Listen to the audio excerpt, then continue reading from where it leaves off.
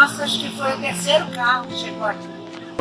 Moro em Alto Paraíso desde 1991. Eu sou empresário, vim pra cá em 1982, tá? Bom, eu comecei a frequentar a Chapada dos Veadeiros na década de 80. Eu sou professor de História e Geografia. Eu participei do movimento alternativo do New Man Project. Alto Paraíso está localizado no nordeste do estado goiano, contando com 2.594 km², com 7.558 habitantes. Suas principais atividades econômicas são serviços, principalmente na área do turismo e agropecuária. É um bom lugar para se viver, contando com seu IDH alto de 0,703. Estava no processo já final do seu governo, que era o Ari Valadão. Ele fez um projeto voltado para essa região chamado Projeto Alto Paraíso. E o responsável por esse projeto era o filho dele, o Arizinho. Esse projeto contemplava diversos segmentos para o desenvolvimento da região, desde fruticultura, como a própria questão do desenvolvimento do turismo. Tinha várias vertentes nesse projeto. E também visava dotar a região de algumas infraestruturas que a gente passou a viver com ele sem saber. A rodoviária que veio para cá veio dentro dessa proposta. A próprio esqueletão de um hospital enorme para a região. A gente sempre falou, né? Nossa, que prédio grande de hospital. Era dentro dessa visão que se tinha do desenvolvimento do projeto Ari Valadão. Na perspectiva do turismo, aquele hotelzão que hoje é o Hotel Chapada, aquele hotel veio para cá, era hotel do governo para incentivar o turismo na nossa região. Lá onde é a fazenda da Desbrave, antes de chegar no município de Alto Paraíso, lá era a proposta para ser o projeto da fruticultura, e que infelizmente também foi abandonado. Muito disso foi perdido nesse projeto por dois motivos. O primeiro motivo, que enquanto na execução desse projeto, o filho do Ari Valadão, o Arizinho, se acidentou tentando pousar de avião aqui em Alto Paraíso e acabou vindo a falecer, e gerou um desgosto grande do pai. E logo depois também a oposição em Goiás, capitaneada aí pelo então candidato que virou governador, Iris Rezende, ele entrou no poder e não quis dar continuidade a nada do que o antecessor tinha feito, que era o Ari Valadão. Entre essas coisas, o projeto Alto Paraíso, que acabou se perdendo. Só tempos depois é que a gente pôde usufruir então de asfalto chegando para a nossa região, de energia elétrica tendo chegado para a nossa região, e a presença do governo então se fazendo cada vez mais frequente entre nós, se instalando entre nós, trazendo então mais recursos na área da saúde, recursos na área da educação, e permitindo um acesso mais facilitado para essa nossa região. O projeto Rumo ao Sol se iniciou na década de 80, com o objetivo de juntar todos os alternativos em um lugar só para partilhamento de sementes, vivenciamento humano, cultura, técnicas de plantio, tecnologia. E quando esse projeto foi iniciado, tiveram mais de 150 participantes. Esse projeto foi feito aqui na região da Chapada, mais ou menos na Fazenda Bonespero. A transição começou em 80, com o movimento Rumo ao Sol, né? E foi paralelo ao movimento Alto Paraíso. Bem, o Parque Nacional dos Chapados Veadeiros foi fundado em janeiro de 1961. Foi um decreto assinado pelo Juscelino Kubitschek. Ele tinha 625 mil hectares de área quando ele foi fundado. E ele abrangia as principais nascentes do rio Tocantins. Então, quando ele foi criado, o nome dele era Parque Nacional de Tocantins. E aí, quando entraram os militares, ele sofreu algumas reduções. Então, ele sofreu 3 reduções e restou 65% da área, 65 mil hectares de área, que era mais ou menos 10% da área original do parque. Que foi o último decreto, se eu não me engano, em 1900 eu não tenho os dados aqui de cabeça. Acho que foi 81. que sobrou 65 mil hectares da área original, que era 625 mil. Então, a área do parque ele não abrangia mais as nascentes do Tocantins. Então ele teve que mudar o nome para Parque Nacional do Chapada dos Veadeiros.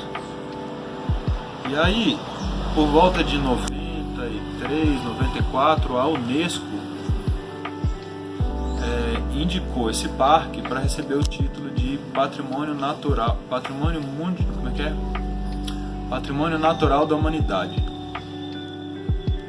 E aí veio um técnico da Unesco fazer uma avaliação, e o parecer dele foi que a área do parque não era representativa o suficiente para poder receber esse título. Então, o governo federal, rapidamente, assim, eles fizeram um processo de ampliação do parque, que foi ampliado em 2000 e para 241 mil hectares.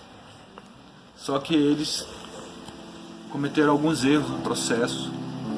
Eles não fizeram um estudo fino das áreas, me parece que eles não fizeram consulta pública, eles cometeram alguns enganos no processo de ampliação, e que logo depois os proprietários de áreas que seriam tomadas pelo parque, né, eles se juntaram, fizeram uma associação e conseguiram derrubar o decreto de ampliação do parque. Mas quando eles derrubaram o decreto, a Unesco já tinha concedido o título de Patrimônio Natural da Humanidade. Então a Unesco deu um prazo de 10 anos para poder regularizar a situação e ampliar novamente a área do parque. Então, em 2016, o parque foi novamente ampliado, né? Eles fizeram então todo o processo correta, os estudos das áreas, as consultas públicas, então eles fizeram um passo a passo como tinha que ser, e o Parque Nacional ele foi ampliado para 241 mil hectares. A história do Parque Nacional é bem interessante. O parque foi criado por Juscelino Kubitschek em janeiro de 61, tinha 615 mil hectares, que era uma forma de preservar uma fonte de água e cerrado próximo à capital do Brasil. Então, o Parque Nacional foi criado em 61, né, como penúltimo decreto do então presidente Juscelino Kubitschek, e na época o intuito era de proteger os rios, né, os afluentes do Tocantins, né, esse plano alto central do Brasil com a sua malha hídrica, né, os rios importantes. O projeto Veadeiros WWF, e esse projeto ele envolvia 3 associações locais, que era a CVCV, a ASFLO e a AJOR, que é a Associação Comunitária de São Jorge. Então o projeto ele tinha 4 áreas, que era a criação de áreas protegidas, que o WWF cuidava, extrativismo sustentável, que a ASFLO cuidava, comunicação e educação ambiental, a AJOR cuidava, e ecoturismo, que era a CVCV, que cuidava dessa área do projeto. Era uma tentativa, né, de montar uma comunidade alternativa com sobrevivência assim, do que se plantava na terra, uma terra muito bonita, com um rio muito bonito, né, cortando a terra, o Rio dos Couros. E se formou na Oxulua um grande grupo de pessoas vindo de vários lugares do mundo, vários países, né, diferentes culturas. E durante 4 anos nós trabalhamos nesse projeto, Newman Project, na tentativa de construir um novo homem, novas relações, novas maneiras de se relacionar entre si, com a natureza, com os animais, né? E foi um projeto muito bonito. O projeto começou em 1990, e e foi até em torno de 1994, 95, o grupo já estava dissolvido. Bem, a Oxulua eu tive a oportunidade de conhecer lá poucos anos depois que o primeiro pessoal chegou. A minha mãe, a Dashan, ela é uma das fundadoras da Oxulua, então ela morou lá no início. Ela tinha uma casa, né? Minha mãe era casada com a Mano, e eles moraram lá um tempo com a minha irmã Mara Rosa, e a Mara Rosa era pequenininha. E eu conheci a Lua num momento muito bonito, assim, que era uma comunidade, né? Uma comunidade de sannyasis, seguidores do Osho, que tinham vindo morar na Chapada depois que o Osho faleceu. E eu conheci ela num momento assim áureo, que estavam as pessoas chegando, as pessoas construindo, pessoas vindo de vários lugares do Brasil, pessoas vindo de outros lugares do mundo, e tinham meditações que aconteciam diariamente. Tinha uma horta comunitária muito legal, assim, com um super sistema novo que eles trouxeram dos Estados Unidos de irrigação, uma coisa que eu nunca tinha visto. E eu fiquei muito encantado com a Oxulua nessa época, assim, com a energia, né, do pessoal. O lugar também é incrível, a Oxulua é um lugar, né, o Rio dos Couros passa no meio desses cânions, que são paredes enormes, com 300 metros de altura, assim, uma mata fechada lá dentro, cheia de pássaros, cheia de bichos, né? Então, eu conheci a Lua nesse momento. Eu frequentava muito a Lua, então eu ia lá, passava o fim de semana, passava uma semana, às vezes ia passava 15 dias. Eu morava aqui no Alto Paraíso nessa época, na casa da minha mãe, e essa casa ela era como uma base avançada da Lua na cidade. Bom, eu comecei a frequentar a Chapada dos Veadeiros na década de 80 e já eram coletadas flores aí, né? Essas flores eram enviadas para Brasília e para Belo Horizonte, para outros centros, São Paulo, Rio de Janeiro, para serem usadas em decoração, em artesanato. Então essas flores já eram coletadas e usadas pelos povos tradicionais, né? Para artesanato e para a decoração e o embelezamento, né? Agora, com a chegada de Brasília, principalmente na década de 60, a demanda por essas flores aumentou muito e compradores vindo desses centros urbanos começaram a ter acesso ao Planalto Central por causa da pavimentação das novas estradas e da construção de Brasília. Então a coleta aumentou e a demanda aumentou, e o pessoal aí de Alto Paraíso, o povo tradicional, os nativos, né, os nascidos, começaram a receber encomendas, né, dessas sempre-vivas, né? O pireque, o pepalanthus, né, as flores silvestres, e como esse conhecimento tradicional de coleta, armazenamento, secagem do conhecimento da população tradicional, essa atividade desenvolveu muito, né? E houve uma demanda muito grande, né? E com o passar do tempo, outras pessoas, principalmente pessoas que chegaram em Alto Paraíso, que chegaram de fora, vamos dizer assim, migraram para Alto Paraíso, também se engajaram nesse processo, né? Os nativos mais conhecidos que estavam nessa atividade, a Dona Flor, o Nozinho, o Naná, o Gersino, pessoal aí de Alto Paraíso, né? Começou a trocar ideia com o pessoal que estava chegando, como por exemplo o Peter Midkiff, o Lula, o Tony, a Ellen lá do Moinho, e essa turma juntos, né, começaram a coletar flores nessa época, e em determinado momento eles chegaram à conclusão que se eles fizessem esse processo juntos, eles teriam melhores resultados. Então começaram a se articular nesse processo, né, de coleta. E como as flores ficam disponíveis para coleta no tempo da seca, né?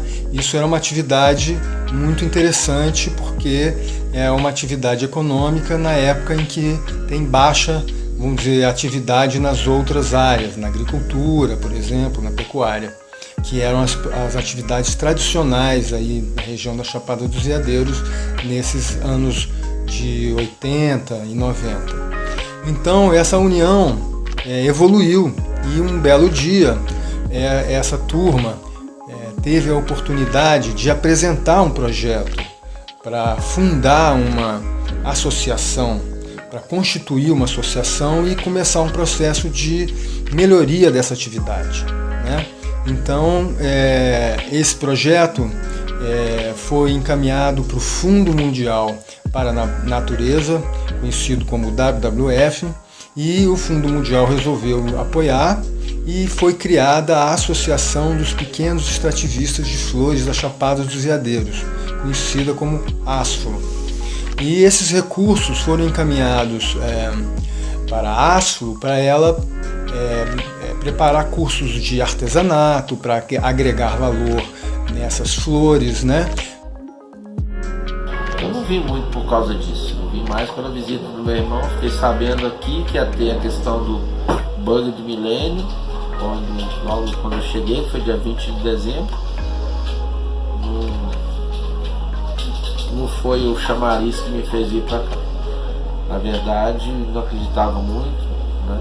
E a gente acabou vindo por outros motivos. Essa questão do ano 2000 ela é muito relativa, né? Tem pessoas que acreditam, tem pessoas que não acreditam. Eu nem sabia da história, porque eu morava fora, morava na Inglaterra, e cheguei aqui meio que caí de paraquedas, assim, sem saber o que era a cidade, o que era Chapada. Foi mais por uma visita familiar. A virada de 99 para 2000 foi muito interessante, porque tinha alguns grupos místicos e pessoas que acreditavam piamente, por exemplo, em discos voadores, e tinha um grupo dos Cavaleiros de Maitreya, não, como é que é? Cavaleiros de Saint-Germain, né? Da Ordem do Santo Grau, e existiam vários grupos assim. Então, na virada do ano de 99 para 2000 teve um frisson, uma expectativa assim, que o mundo ia acabar, então tiveram várias histórias que o mundo ia acabar, e então teve esse frisson da imprensa que estava publicando que ia vir morar um monte de gente aqui na Chapada, que as pessoas estavam fugindo do fim do mundo, que ia se refugiar aqui, não sei o que. Então, no 2000, a virada, né? Na virada do ano de 2000, ou no ano de 2000, veio muitos movimentos alternativos para cá e esotéricos, né? Principalmente, eu acho que foi mais esotérico do que alternativo. Sei que por ordem foi o parque, aí fomos dando nome, Canyon 2, e não sei o que, Vale da Lua, por isso é tudo frutuoso, tá? No Raizama também o João Fernandes comprou contra essa ideia de abrir com atrativo, começou a morar no sol, aí foi indo. Eu sei que hoje em dia nós temos 48 atrativos nos 4 municípios mais importantes da Chapada, tá? São João, Colinas, Paraíso e Cavalcante.